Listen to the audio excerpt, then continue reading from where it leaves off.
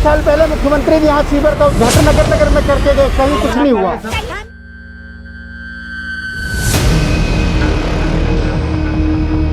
किराड़ी जो है एक तरीके से मौत का कुआं बन चुकी है।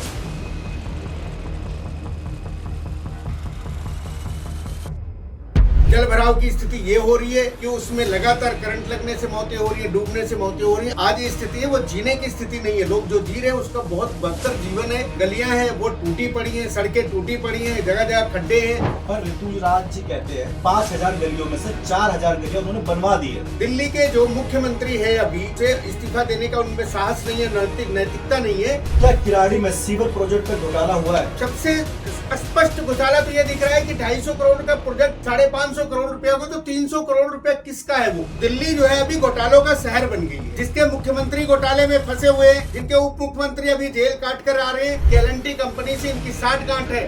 L&T कंपनी इनको कहीं ना कहीं कुछ ना कुछ प्रोवाइड करवाती है। साफ साफ ऋतुराज झा पर यह आरोप लगा रहे हैं कि वो अगर सीवर प्रोजेक्ट में घोटाला हुआ है तो वो इसमें शामिल है। ये नहीं है कि तुम दिल्ली के मुख्यमंत्री बन गए, दिल्ली के मालिक बन गए तो तुम स्वच्छंद रूप से इस दिल्ली को लूटोगे। भारतीय जनता पार्टी बैठी हुई है, वो आपके काले कारनामों की एक एक पोल खोलती रही। अब एक सवाल आम आदमी पार्टी का भी है कि जो उनके नेता हैं और दिल्ली के सीएम हैं, उनका कहना है कि केजरीवाल राजनीति के शिकार हुए हैं। जिस तरीके से बिजली के बिल PPAC के माध्यम से 9% बढ़ाए गए, लगातार पूरी दिल्ली में एक आम उपभोक्ता का बिल दुगना हो गया, 2.5 गुना हो गया है। सबसे झूठा विधायक अगर कोई है जो अपने काम के प्रति बिल्कुल लापरवाह विधायक कोई है कि वो ऋतुराज झा है।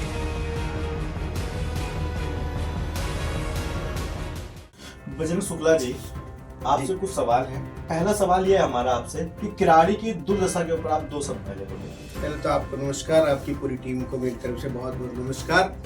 और अच्छा हुआ कि आज किराड़ी के विषय में आप चर्चा कर रहे हैं तो मुझे भी अच्छा लगा। किराड़ी की जो स्थिति है उसके बारे में 2 शब्द तो बहुत छोटे हो जाएंगे, उसके लिए तो लिखे तो पूरी किताब लिख उठेगी। जो किराड़ी की स्थिति है, जो पिछले 10 सालों में नरक हुआ है यहाँ पे, मुख्यतः अभी जो स्थिति है कि किराड़ी जो है एक तरीके से मौत का कुआं बन चुकी है। क्योंकि मौत का कुआं का मतलब ये है कि उसमें एक बार घुसने के बाद निकलने की स्थिति नहीं होती, आदमी मर के ही निकलता है। जो आज ये स्थिति है वो जीने की स्थिति नहीं है। लोग जो जी रहे हैं उसका बहुत बदतर जीवन है। ना यहाँ पे सड़कें हैं, जो गलियां हैं वो टूटी पड़ी हैं, सड़कें टूटी पड़ी हैं, जगह जगह खड्डे हैं, ई रिक्शा पलट रहा है। और जल भराव की स्थिति ये हो रही है कि उसमें लगातार करंट लगने से मौतें हो रही है, डूबने से मौतें हो रही है। आज किराड़ी ये है। दिल्ली में बारिश के पानी में डूबने से 2 लड़कों की मौत हो गई। राजधानी के प्रेम नगर का मामला, जहां मुंडका ग्राउंड में बारिश के बाद पानी भर गया और इस पानी में डूबने की वजह से 2 लड़कों की जान चली गई।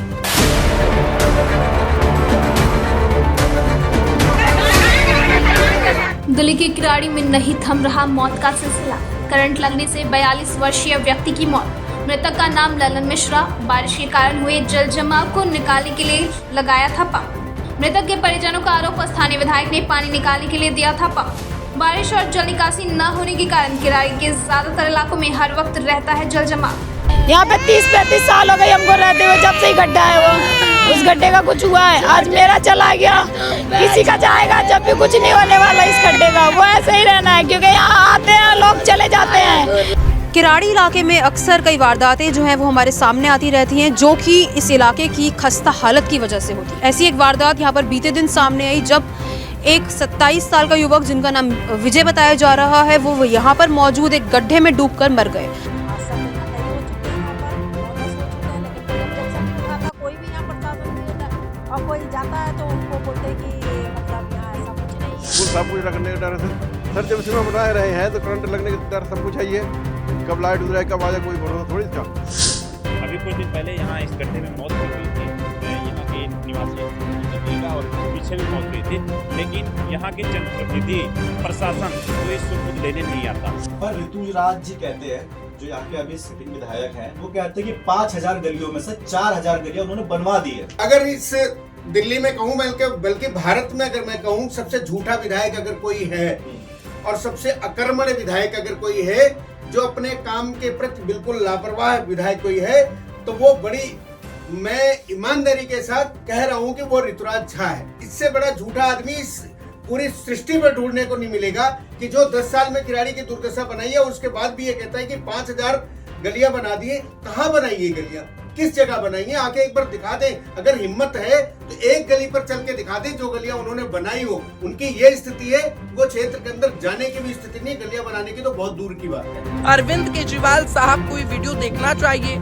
और जो वादा, जो जुमला कहीं ना कहीं झील बनाने का था और दिल्ली में सड़कों को ही तालाब बना दिया और लोगों के जीवन को नरकीय जीवन में तब्दील कर दिया। आप देखिए मेन रोड में भी पानी है, हर तरफ पानी ही पानी नजर आता है और ऐसे में हम यहाँ पहुंचे हैं और इन लोगों के लिए लगता है बारिश कहीं ना कहीं एक अभिशाप है, क्योंकि जब भी बारिश आती है तो लोगों को यूं पानी में घुसकर अपना सफर तय करना पड़ता है। घर के अंदर सांप निकल रहे हैं, करंट आ रहा है घर के अंदर। हमको आदत हो गई इस पानी में रहने की। सांप निकलते, अभी मैं बाहर आ रही थी तो वहीं पत्थर में सांप था।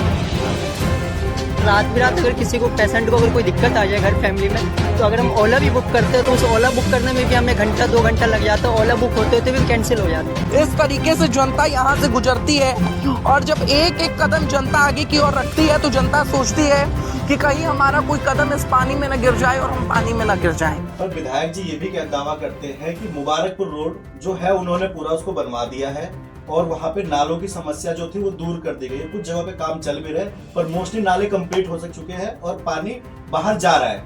हाँ, बहुत अच्छी बात कह रहे हैं, वो मुबारकपुर रोड की बात कर रहे हैं।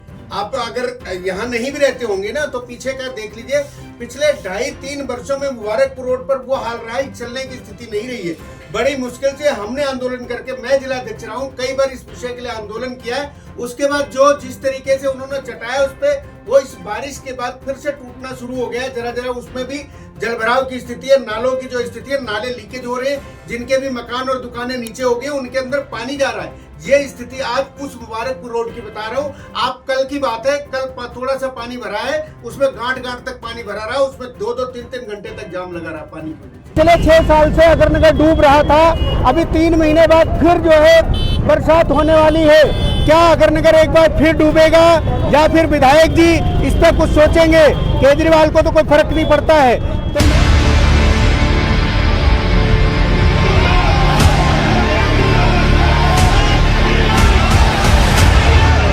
और जो रोड बन रहे हैं और जो सीवर प्रोजेक्ट का काम चल रहा है, वहाँ पे जो सीवर डालेंगे, अब जो रोड बन चुके हैं और जो अब सीवर डालेंगे तो उसका मतलब फिर रोड तोड़े जाएंगे, उसका जो भार सरकार में पड़ेगा या किस पे पड़ेगा? वो बहुत अच्छी बात आपने सीवर की पूछ ली, किराड़ी के सीवर की बात।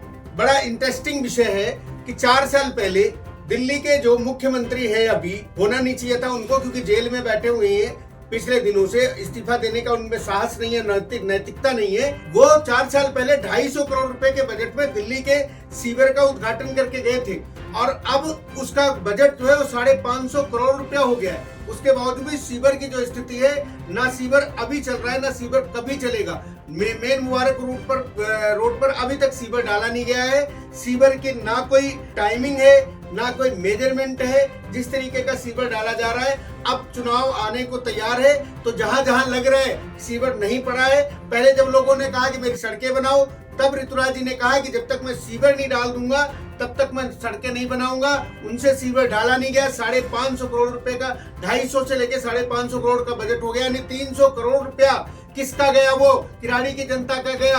वो उसका जिम्मेदार कौन है? उसके बावजूद अब गलियों में जगह जगह जाकर के उसको फिर से चटाना शुरू कर दिया। यानी 2025 के बाद ये तो विधायक आने वाले नहीं है, जो भी विधायक आएगा वो दोबारा उसको तोड़ करके सीवर डालना पड़ेगा। इसका जिम्मेदार ऋतुराज और अरविंद केजरीवाल। सीवर का प्रोजेक्ट तो शुरू हो चुका है, सीवर को डलने वाला नहीं, सीवर का प्रोजेक्ट तो 17 जून 2018 को भी शुरू हो गया था। एक बार जो है केजरीवाल जी करती है घोषणा, फिर सत्येंद्र जैन जी आ गए, अब फिर केजरीवाल आ रहे। एक चीज का 6 बार उद्घाटन मुझे तो समझ में आता नहीं। सीवर का प्रोजेक्ट शुरू हो रहा है तो सीवर भी डालें, हमें स्वागत है, हम स्वागत कर रहे हैं सीवर का।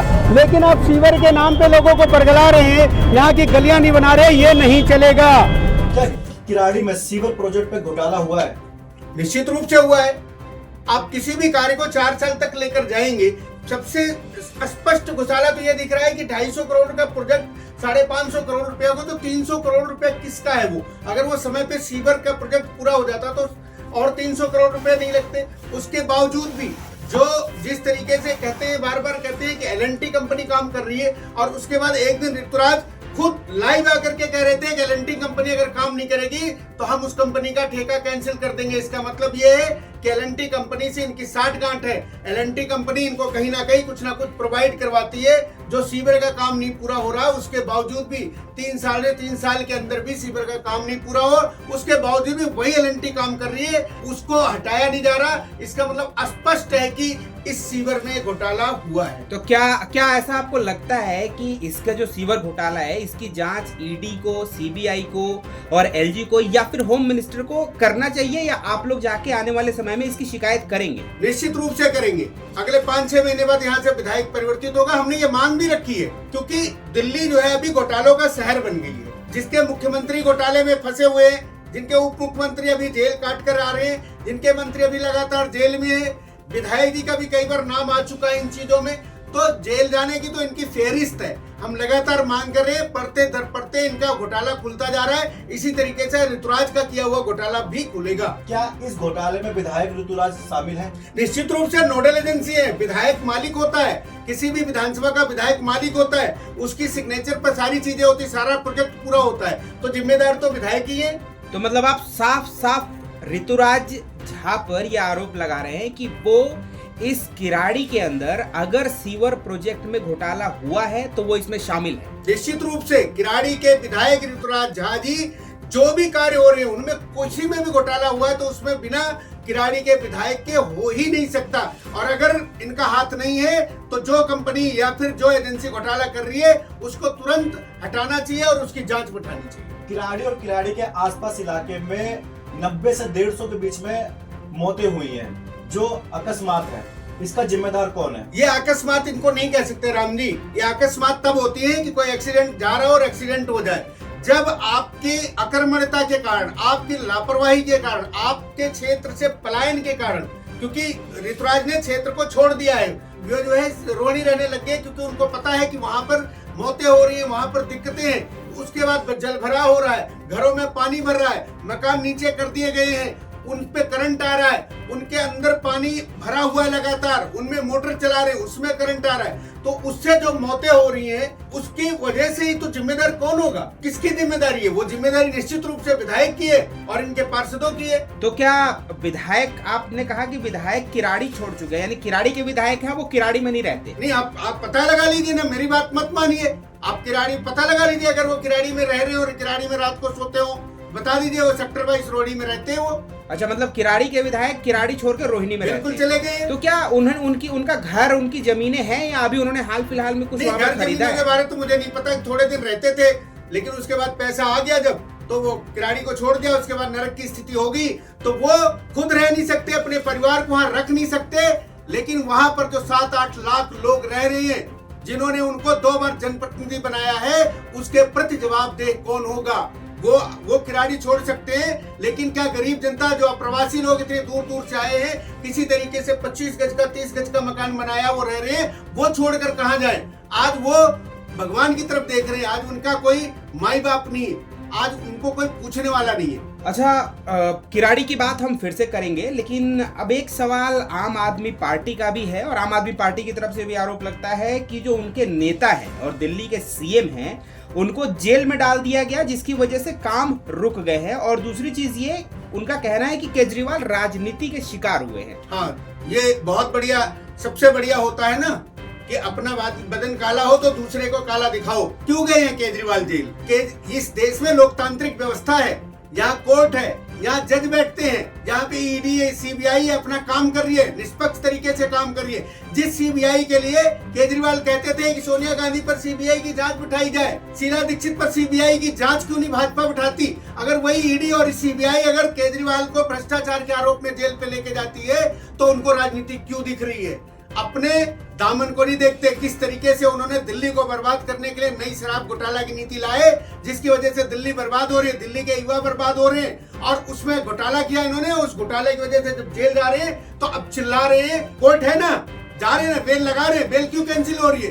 कोर्ट थोड़ी, यहाँ प्रशासनिक व्यवस्था है, यहाँ लोकतांत्रिक व्यवस्था है। आप जाके अपनी बात रखो, भाजपा पे आरोप लगाकर काम नहीं चलेगा। आप भ्रष्टाचार लगाओ, करो, लगातार करो, अपने कार्यकर्ताओं से करो, और भाजपा पर आरोप लगा कर निकल जाओ, ये नहीं चलेगा। अच्छा, क्या ये हास्यास्पद नहीं लगता कि आप बात करते हैं शिक्षा की, आप बात करते हैं हॉस्पिटल्स की, और घोटाला आप कर देते हैं शराब की। यानी शिक्षा और शराब ये मिक्स कैसे हो गया? जब शिक्षा मंत्री शराब मंत्री बनेगा तो होगा यही।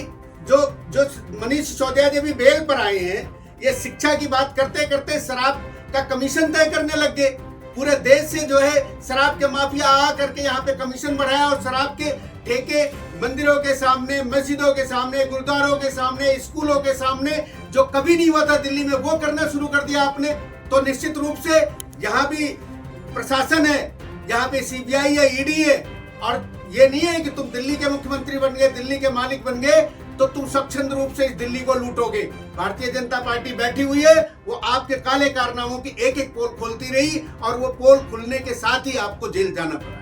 किराड़ी में स्थिति बदतर हो गई। कुछ साल विधायक आपने भी रहे हैं बीजेपी के, तो उन्होंने नालों की स्थिति या पानी के जल भराव की समस्या को क्यों नहीं निपटाया? नहीं, किराड़ी के जब विधायक रहे, जिस टाइम रहे हैं 2008 से लेके 2014-15 तक रहे हैं, वो 5 साल में उन्होंने बहुत सारी चीजें की हैं। बहुत सारी सड़कें बनाई, बहुत सारी गलियां बनाई, लगभग किराड़ी की स्थिति ठीक थी। नाला बनाया उन्होंने, नाले की सफाई नहीं हुई पिछले 10 सालों के अंदर, और उसके बाद लगातार पॉपुलेशन बढ़ रही है।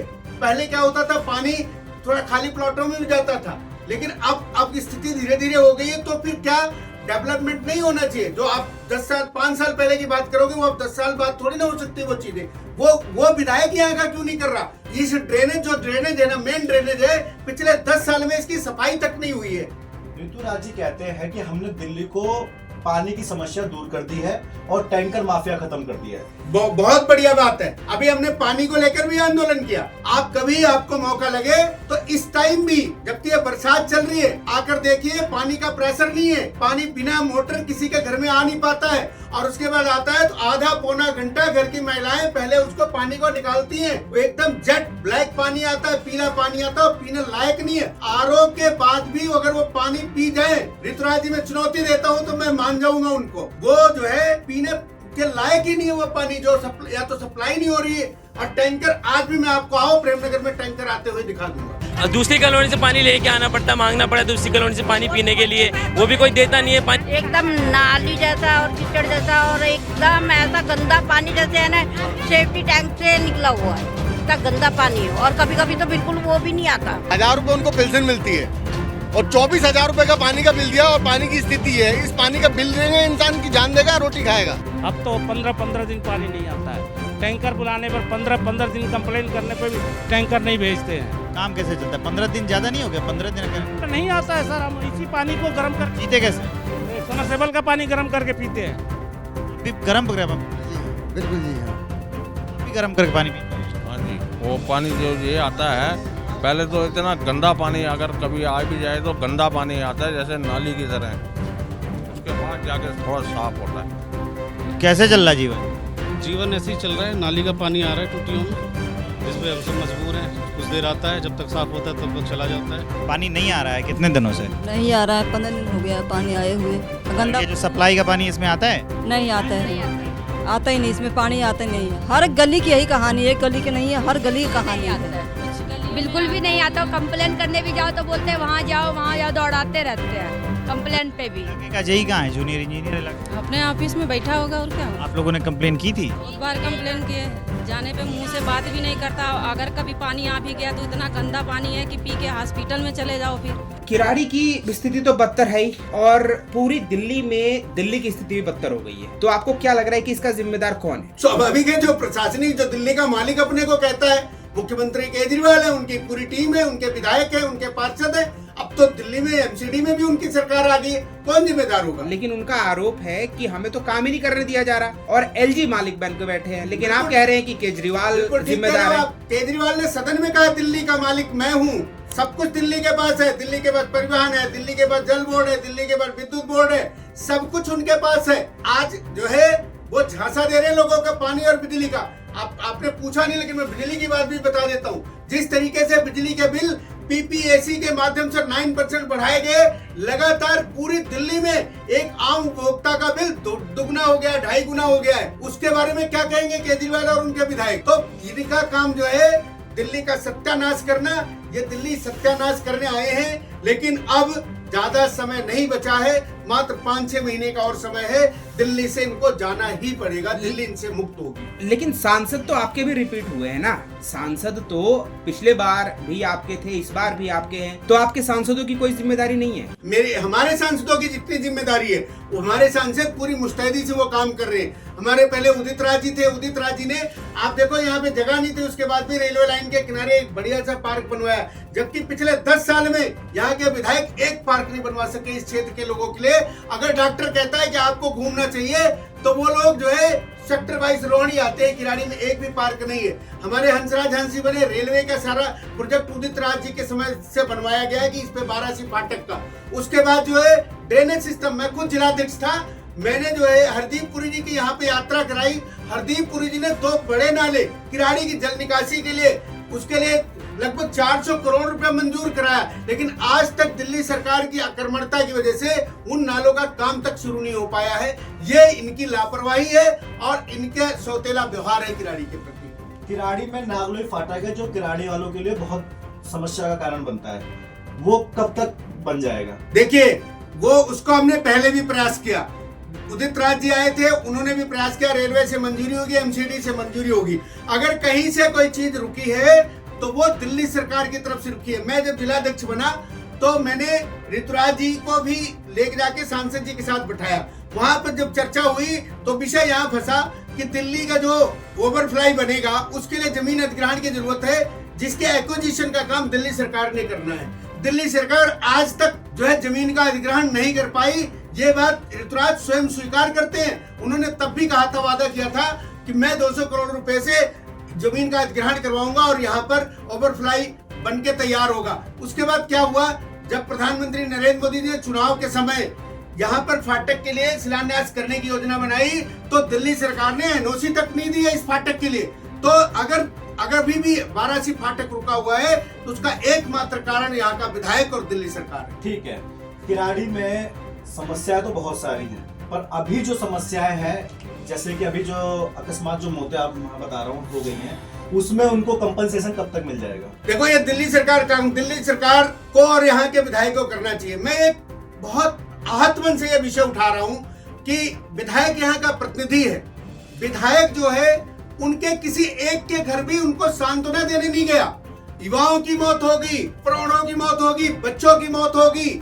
ऋतुराज जी आंसू पोंछने तक नहीं गए, केवल भारतीय जनता पार्टी के कार्यकर्ता गए और भारतीय जनता पार्टी के सांसद श्रीमान योगेंद्र चंदोलिया जी लगातार किराड़ी आ रहे हैं। जब भी कोई मौत होती है वो आते हैं, उन परिवार से मिलते हैं, उनको कंपेंसेशन देते हैं। अभी राजेश की जो करंट से मौत हुई थी उसको एलडी के माध्यम से 10 लाख रुपए की मंजूरी कराई और उसके बाद क्या किया इन्होंने, जो इनका काम है दूसरे के काम को अपने श्रेय लेना, अपने दफ्तर में जबरदस्ती बुला के लाके और दिखा दिया कि मैंने दिया है। जबकि एलडी ने उसको मंजूरी करवाई, एलडी के माध्यम से, एसडीएम के माध्यम से पैसा मिलना था 7 लाख का चेक, उसको अपना दिखा दिया। इनका शुरू से आदत है, जिस तरीके से केजरीवाल को दूसरे का काम अपना बता देना, यही स्थिति है।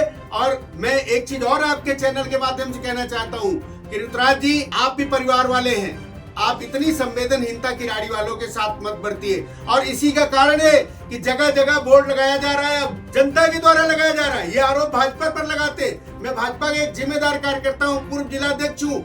मैं जिम्मेदारी से कह रहा हूँ कि भाजपा वाले आपकी सकारात्मक रचनात्मक राजनीति में सदा आपके साथ हैं, लेकिन अगर आप किराड़ी वालों के साथ अन्याय करोगे तो भाजपा का कार्यकर्ता भी चुप नहीं रहेगा, क्षेत्र की जनता भी नहीं रहेगी चुप। क्षेत्र की जनता ने जगह जगह बोर्ड लगा दिया है कि ऋतुराज का घुसना मना है। लानत आनी चाहिए ऐसे विधायक पर, जो 10 साल विधायक रहने के बाद क्षेत्र की जनता ऐसा बोर्ड लगा देती है कि आपको यहाँ घुसने नहीं देगा।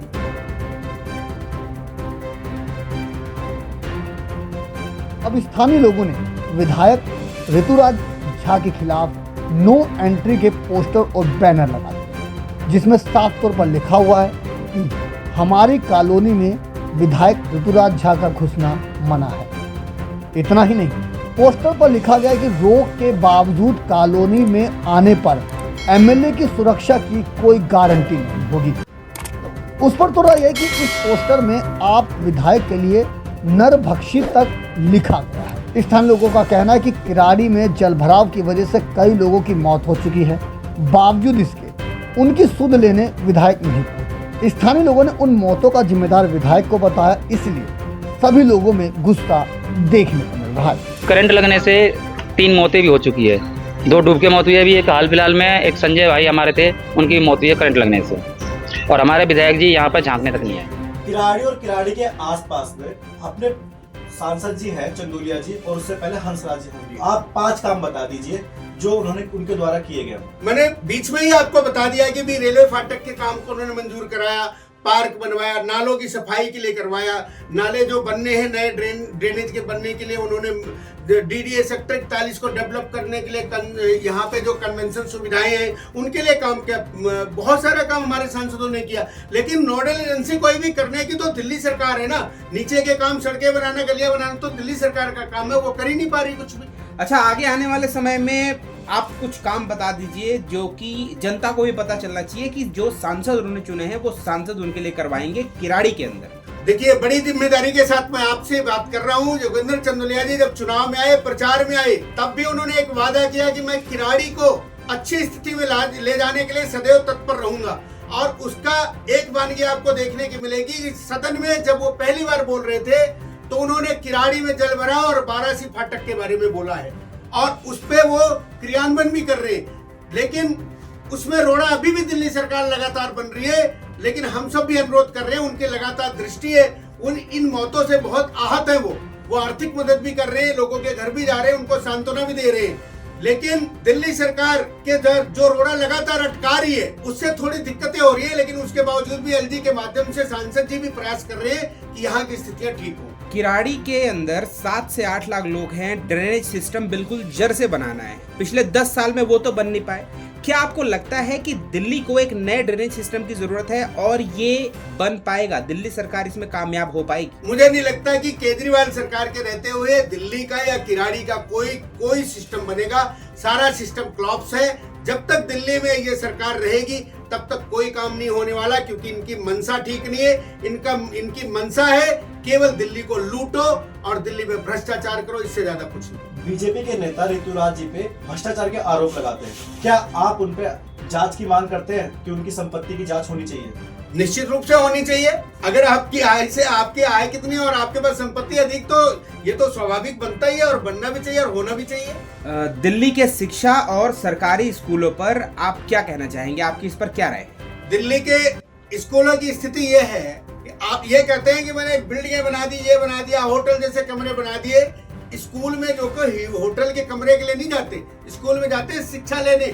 आज उनके शिक्षकों से जाके पूछ लीजिए, एक सेक्शन में 100 बच्चे पढ़ रहे हैं। कहीं भी इन्होंने कोई एक नया स्कूल नहीं बनाया। जहां पर मैदान थे उसमें कमरे बना दिए और ढिढोरा पीट रहे, मैंने स्कूल बना दिया। 550 स्कूलों का वादा करके एक भी नया स्कूल ये बता दे, एक भी कॉलेज बना दे। दिल्ली की शिक्षा व्यवस्था को उन्होंने चरमरा दिया है।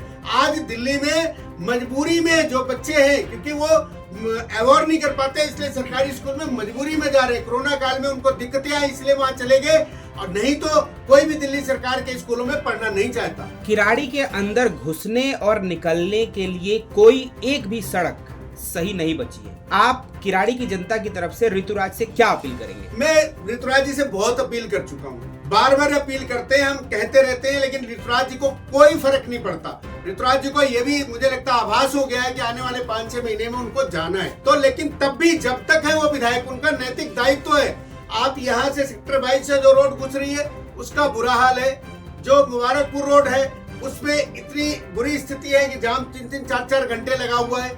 एक जो है मुंडका से लेकर हिंदी बिहार से घुसने वाला रास्ता है, उसको पिछले 2.5 वर्षों से खोद के रख दिया है इन्होंने, उस पर कोई काम नहीं हो रहा। तो आज ये स्थिति हो गई कि अगर किराड़ी में किसी को 1 घंटे के अंदर अस्पताल पहुंचना है तो उसको अस्पताल ले जाने की जरूरत नहीं है। वो किराड़ी की सड़कों पर ही जूझेगा और कहीं ना कहीं मौत हो जाएगी। ये स्थिति आज किराड़ी की। दिल्ली में फ्री हॉस्पिटल में इलाज हो रहा है और किराड़ी में मोहल्ला क्लिनिक है, क्या कहते हैं उस पर? आप सर्वे कर लीजिए ना जाके मोहल्ला क्लिनिक का। ये बनाया तालाब के किनारे एक मोहल्ला क्लिनिक, डॉक्टर है नहीं कहीं। अभी आप इनके मोहल्ला क्लिनिकों की पोल खुली थी ना, एक नंबर पे 600 जांचें हुई थी और वो नंबर जो जिसपे जांच हुई वो भी फर्जी निकला है। ये मोहल्ला क्लिनिक की स्थिति है। ना दवाई है, ना डॉक्टर है, वहाँ पे गाय भैंस कुत्ते घूम रहे हैं उनके मोहल्ला में। वो देखो टीना टप्पर, देख रहा ग्रीन ब्लू वाला, अस्पताल के लिए 3.25 एकड़ लिया। हर इलाके में स्कूल बना रहे हैं, अस्पताल बना रहे हैं, मोहल्ला क्लिनिक, ये बगल में चले जाओ मोहल्ला क्लिनिक है, 10 मोहल्ला क्लिनिक बनवाया हम लोगों ने। हर मोहल्ला क्लिनिक पे 250 लोग रोज इलाज करवाते हैं। बीजेपी प्रदेश अध्यक्ष आदेश गुप्ता और सांसद मनोज तिवारी ने दिल्ली सरकार पर अस्पताल निर्माण में घोटाले के आरोप लगाए। इसके बाद डिप्टी सीएम मनीष सिसोदिया ने बीजेपी पर पलटवार किया था। इस आरोप प्रत्यारोप के बीच बीजेपी ने किराड़ी पहुंचकर एक अस्पताल का जायजा लिया। आदेश गुप्ता ने यहां पहुंचकर कहा कि केजरीवाल सरकार के अनुसार कागजों में 28 जून 2020 को किराड़ी में 458 बेड का अस्पताल बनकर तैयार हो चुका है। आज जब सांसद मनोज तिवारी जी के साथ किराड़ी जाकर देखा तो यहाँ अस्पताल से दूर उसकी एक ईंट तक नहीं। ये टीडीए ने दिल्ली गवर्नमेंट को हॉस्पिटल बनाने के लिए ये वही जमीन है, हाँ वही जमीन और यही अस्पताल है। ये अस्पताल दिल्ली सरकार अपने कागजों में बना चुकी है। ये तो हम लोगों ने निकाला बना चुके हैं। ये वर्क वाज कंप्लीटेड ऑन 28 जून 2020 को 1256 करोड़ में जो 7 टेम्परेरी हॉस्पिटल कोरोना में बनाने थे वो बन के एक किराड़ी में ये बन के तैयार हो गया। अब ये कहाँ है हॉस्पिटल? ये दिल्ली सरकार का वो हॉस्पिटल है जो 7 हॉस्पिटल उन्होंने बनाए थे। अच्छा, एक सवाल अब आपसे जुड़ा हुआ है और आपके कार्यकर्ताओं से जुड़ा हुआ है, वो ये है कि बीजेपी पूर्ण बहुमत से नहीं आ पाई सरकार के अंदर, केंद्र के अंदर, तो क्या ऐसा आभास होता है कि इसकी वजह से बीजेपी कार्यकर्ताओं का मनोबल जो है वो कमजोर हुआ है? बिल्कुल नहीं। भारतीय जनता पार्टी का कार्यकर्ता सत्ता के लिए काम नहीं करता। भारतीय जनता पार्टी का कार्यकर्ता देश के लिए काम करता है, संस्कृति के लिए काम करता है। और दिल्ली में लगातार इतने वर्षों तक हम सत्ता में नहीं रहे दिल्ली सरकार में, उसके बावजूद भी कार्यकर्ता पूरे मनोयोग से काम कर रहा है। और अभी आपने उदाहरण देखा है कि रिसेंट जो लोकसभा गई है जिसमें डर के मारे, भाजपा के डर के मारे दोनों पार्टियों ने मिलकर लड़ा, उसके बावजूद भी 7 के 7 सीट पर भारतीय जनता पार्टी का सांसद विजयी हुआ है।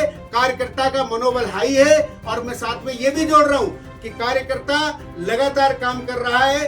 जिस तरीके से काम कर रहा है, आने वाली 2025 में दिल्ली में भारतीय जनता पार्टी की सरकार बनेगी, ये तय है। क्या हम आने वाले इस विधानसभा चुनाव में आपको एक विधायक के प्रतिनिधि के रूप में देख सकते हैं? क्या पार्टी ये मेरे बारे में क्या करना है वो मेरी पार्टी तय करेगी। मुझे जो भूमिका मिलेगी पहले भी करता आया हूँ और अब भी करूंगा। बजरंग जी, हमसे बात करने के लिए आपका बहुत बहुत शुक्रिया। और आपने जो है वो तमाम किराड़ी के लोगों की समस्या को बहुत ही बेबाकी से उठाया है और हम उम्मीद करते हैं कि आने वाले समय में शायद लोगों का दुख, दर्द, तकलीफ जो है वो कुछ कम हो सके। बहुत बहुत आपको भी धन्यवाद। मैं भी एक चीज कहना चाहता हूँ कि किराड़ी में पिछले 35 वर्षों से मैं भी रह रहा हूँ।